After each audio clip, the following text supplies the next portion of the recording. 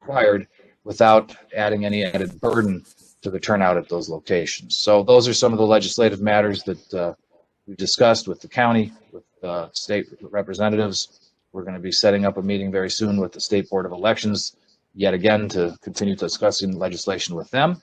And we had a really wonderful feedback, I think, from Senator Morrison, who was very glad to hear from us. And we're going to keep the dialogue open so that we all make sure that the laws are crafted in a way that works best both for the voters and the election authorities. Okay, thank you. Any questions from the commissioners? Say, Adam, have we had any conversation about who we be talking to in the House to carry this legislation? No, not particularly. We've had some contacts there, including perhaps the new speaker. We obviously had contacts with the old speaker's office, and we'll establish some with the new speaker's office to help make sure that they understand at the leadership level those legislative matters that are on the board's agenda. Okay.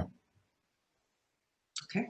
Adam, just to clarify on the final proposal of the list you mentioned, so that in areas where we have high voter turnout at the precincts, those precincts would remain the same.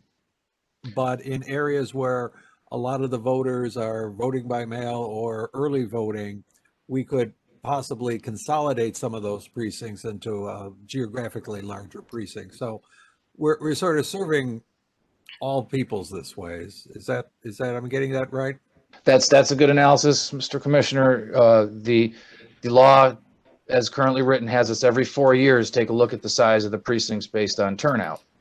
The idea is, though, now that the turnout would not include the people who don't show up, so that you don't have essentially an empty precinct where the amount of voters is so low that it could be combined with another precinct. If there are areas where the people are particularly interested in still showing up on election day, that would be in the statistics. That would be the part of the turnout, and of course those precincts would remain unchanged. Yeah. And also not included in this, as I understand it, we're still keeping, no excuse, vote by mail, but we're not going to be, which was in the emergency November legislation, the past election legislation, where we were mailing out applications for vote by mail to all voters. And certainly let's keep out that provision about the Secretary of State sending out letters, which only created more uproar and confusion. Is that correct? In fact, the senator expressly asked us about the Secretary of State's letters, and our response is that we always believe communication with the voters is a good thing. We suggested, though, maybe rather than the Secretary of State, which is not an election authority in Illinois, have that responsibility come from the State Board of Elections, because the State Board is actually in much better communication with the election authorities, has updated data, or just let the election authorities reach out themselves for those communications. Yes. And again, go ahead. As for your question about the mailing out of the applications, there does seem to be interest in that among the people in Springfield. They asked us about that. We said we would be happy to oblige if it's in the law.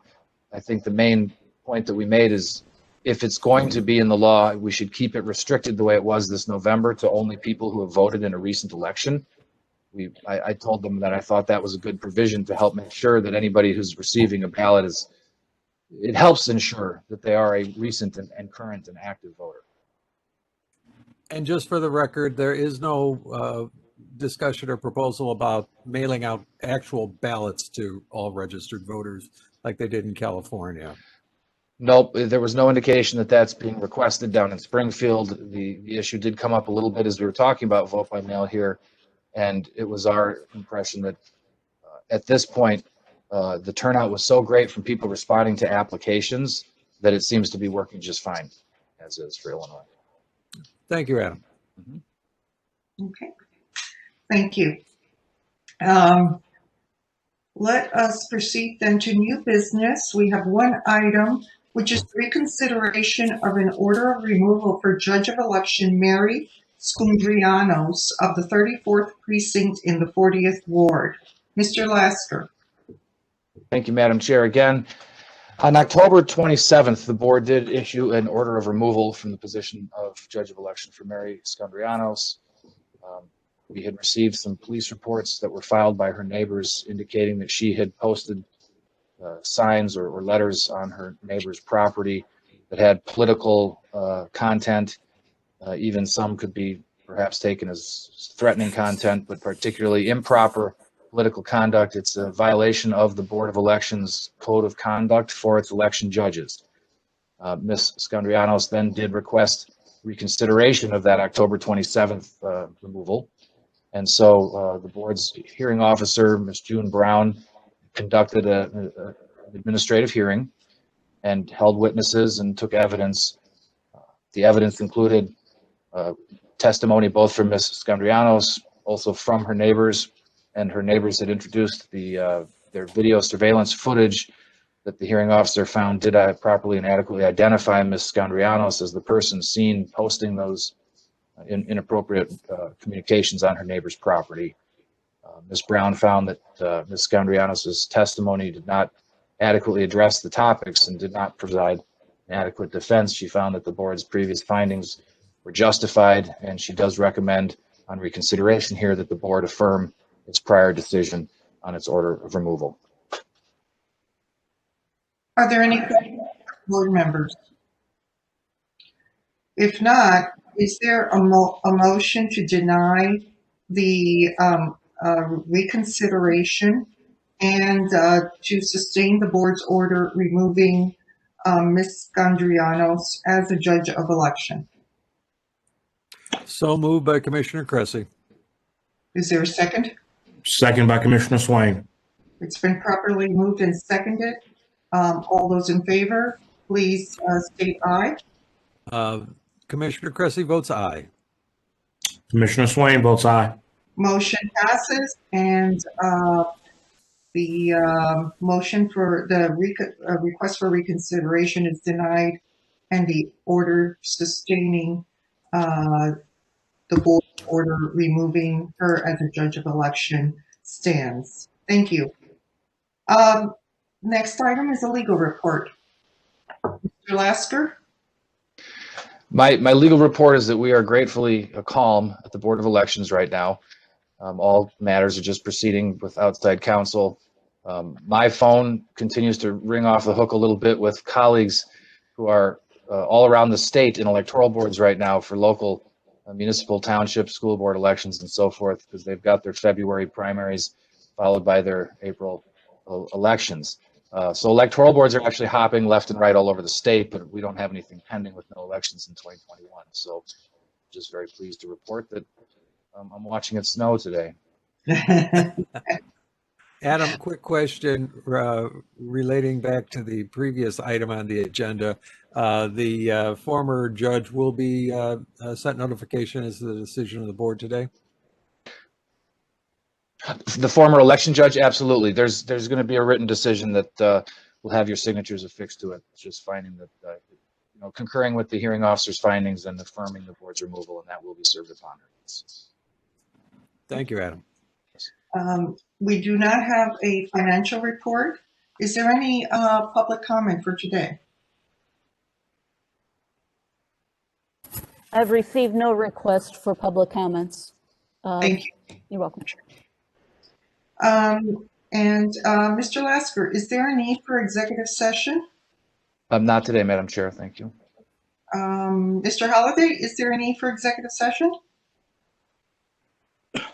There was one issue, if the commissioners had the time, and that was about our the interviewing of our It's for candidate. appointment, appointment of a position. Yes. And I don't know if that matter was going to be taken up today.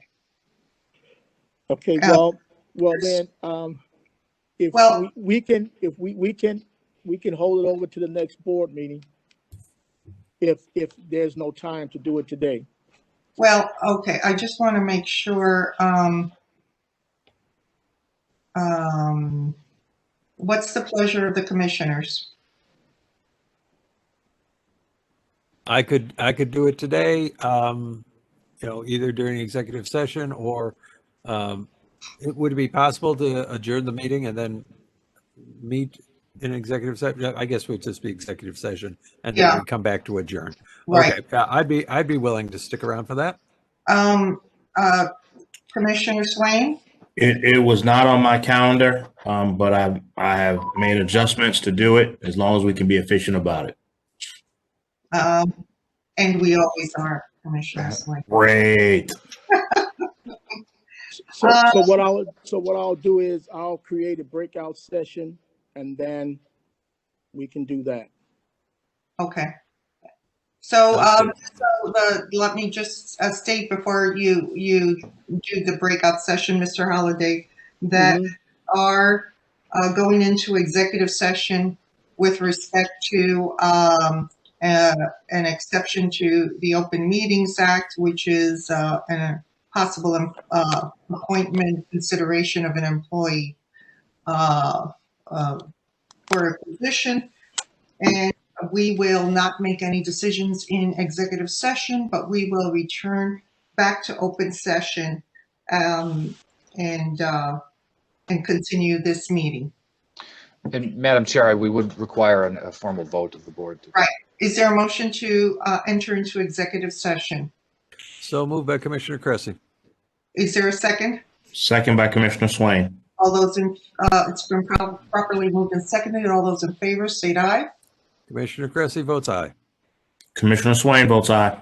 Okay, thank you. Motion passes and we will enter into executive session.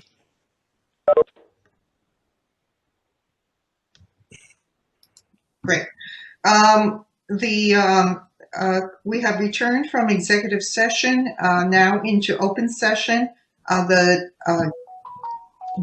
commissioners took no action in executive session.